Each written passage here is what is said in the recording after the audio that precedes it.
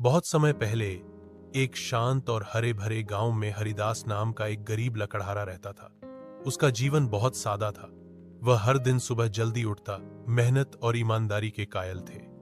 वह कभी किसी का नुकसान नहीं करता था और कभी झूठ नहीं बोलता था। एक दिन की बात है। आकाश साफ था, पक्षी चहचहा रहे थे और हरिदास हमेशा की तरह अपने काम पर निकल पड़ा।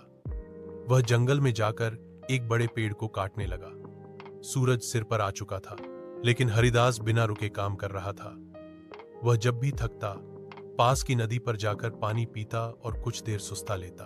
उस दिन जब वह नदी के किनारे एक सूखा पेड़ काटने गया, तो उसकी कुल्हाड़ी अचानक उसके हाथ से फिसल गई और नदी में जा गिरी। नदी बहुत गहरी थी और पानी का बहाव तेज। हरिदास ने बहुत कोशिश की, पर कुल्हाड़ी नहीं मिली। वह बहुत दुखी हुआ। उसके पास दूसरी कुल्हाड़ी खरीदने के लिए पैसे नहीं थे। कुल्हाड़ी के बिना वह काम नहीं कर सकता था। हरिदास दुखी होकर पेड़ के नीचे बैठ गया और ईश्वर से प्रार्थना करने लगा। हे भगवान, मैंने कभी किसी का बुरा नहीं किया, कभी चोरी नहीं की, कभी झूठ नहीं बोला। मेरी मदद करो। तभी एक चमत्कार हुआ। नदी से एक सुंदर देवी प्रकट हुई। वे जल की देवी थीं। उन्होंने हरिदास से कहा, हे साधु पुरुष, तुम क्यों दुखी हो? हरिदास ने उन्हें सारी बात ईमानदारी से बता दी। देवी मुस्कुराई और बोली, मैं तुम्हारी परीक्षा लेना चाहती हूं। उन्होंने पानी में हाथ डाला और एक सोने की कुल्हाड़ी निकालकर हरिदास को दिखाया। क्या यह तुम्हारी कुल्हाड़ी है? हरिदास ने तुरंत कहा, नहीं देवी, यह मेरी नहीं है। मेरी कुल्हाड़ी लोहे की थी, पुरानी और घिसी हुई।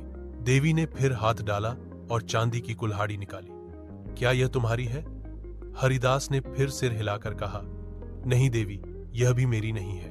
अंत में देवी ने लोहे की वही पुरानी कुल्हाड़ी निकाली जो हरिदास की थी। हरिदास का चेहरा खिल उठा। हां देवी, यही मेरी कुल्हाड़ी है।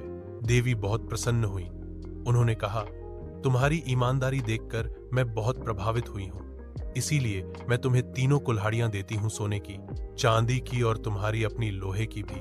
हरिदास की आंखों में आंसू आ गए। उसने हाथ जोड़कर देवी को धन्यवाद दिया।